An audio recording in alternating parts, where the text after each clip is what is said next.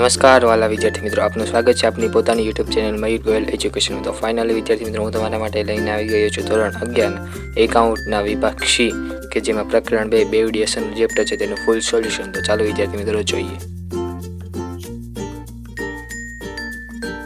વિદ્યાર્થી મિત્રો, અહીંયા પહેલો દાખલો આપેલો છે, નીચેના વ્યવહારોની બેવડી અસર જણાવો. જેમાં પ્રથમ વ્યવહાર આપેલો છે, ભરત પાસેથી ₹20,000ની લોન લીધી.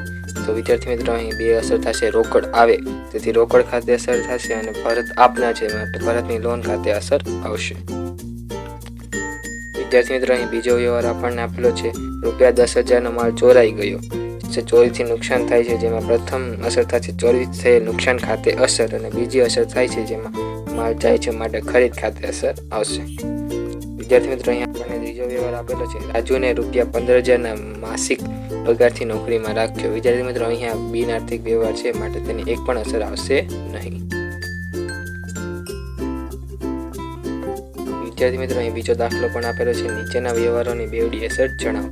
જેમાં પ્રથમ વ્યવહાર આપણને આપેલો છે, નર્મદા નિગમના ₹3 બોન્ડ ચેકથી ખરીદ્યા. જેમાં પ્રથમ અસર આવશે, નર્મદા નિગમના બોન્ડ આવે છે માટે નર્મદા નિગમના બોન્ડ ખાતે અસર આવશે.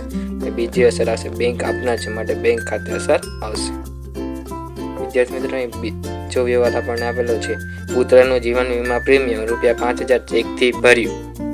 જેમાં આપણને પ્રથમ અસર આવશે, માલિક લેનાર છે માટે ઉપાડ ખાતે અસર આવશે, અને બીજી અસર આવશે, બેંક આપના છે માટે બેંક ખાતે અસર આવશે. આપણને ત્રીજો વ્યવહાર આપેલો છે, ઓફિસ ખર્ચ ચૂકવવા બેંકમાંથી ₹15,000 રોકડા ઉપાડ્યા. જેમાં પ્રથમ અસર આવશે, રોકડ આવે છે માટે રોકડ ખાતે અસર આવશે, અને બીજી અસર બેંક આપના છે માટે બેંક ખાતે અસર આવશે.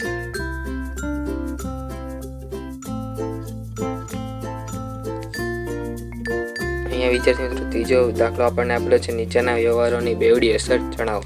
જેમાં પ્રથમ વ્યવહાર આપણને આપેલો છે, નગરપાલિકાના કરવેરા ₹2850 ચેકથી ચૂકવ્યા. જેમાં પ્રથમ અસર આવશે, કરવેરા એક ખર્ચ છે માટે કરવેરા ખર્ચ ખાતે અસર આવશે, અને બીજી અસર બેંક આપના છે માટે બીજી બેંક ખાતે અસર આવશે. અહીં બીજો વ્યવહાર આપણને આપેલો છે, બેંકે બેંક ચાર્જીસના ₹360 પાસબુકમાં નોંધ્યા છે.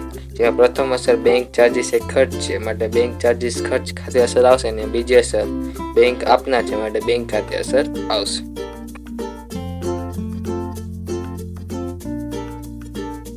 અહીંયા વિદ્યાર્થી મિત્રો, ત્રીજો વ્યવહાર આપણને આપેલો છે, ₹900નો ડિવિડન્ડ વોરંટ મળ્યું જે બેંકમાં ભર્યું.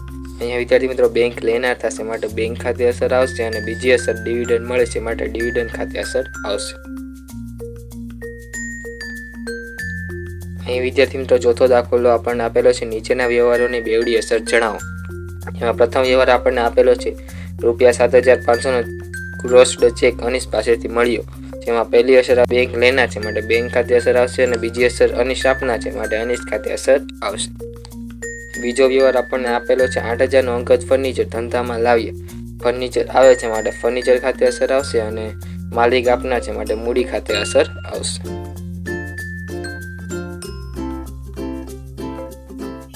અહીંયા આપણને ત્રીજો વ્યવહાર આપેલો છે, ₹4,500 ભાડાના મળ્યા.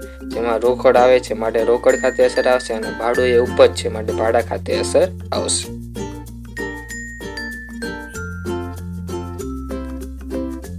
અહીં વિદ્યાર્થી મિત્રો, પાંચમો દાખલો આપણને આપેલો છે, નીચેના વ્યવહારોની બેવડી અસર જણાવો. જેમાં પ્રથમ વ્યવહાર આપણને આપેલો છે, ₹18,000નું યંત્ર જનકની ચેકથી વેચ્યું. જેમાં બેંક લેનાર છે માટે બેંક ખાતે અસર આવશે, અને યંત્ર જાય છે માટે યંત્ર ખાતે અસર આવશે. અહીં બીજો વ્યવહાર આપણને આપેલો છે, ₹9,000નો માલ રજનીને રોકડેથી વેચ્યો. બીજો વ્યવહાર આપણને આપેલો છે, ₹9,000નો માલ રજનીને રોકડેથી વેચ્યો માટે રોકડ આવે છે એટલે રોકડ ખાતે અસર આવશે, અને માલ જાય છે માટે વેચાણ ખાતે અસર આવશે. ₹7,500 પગારના ચૂકવ્યા. પગાર એક ખર્ચ છે માટે પગાર ખર્ચ ખાતે અસર આવશે, અને રોકડ જાય છે માટે રોકડ ખાતે અસર આવશે. આઈ હોપ વિદ્યાર્થી મિત્રો, તમને આ સોલ્યુશન સમજાઈ ગયું હશે. જો ચેનલમાં નવા આવ્યો હોય તો ચેનલને સબસ્ક્રાઈબ કરો, તમારા મિત્રો સુધી શેર કરો, અને જરૂરથી વિડીયોને લાઈક કરી દો.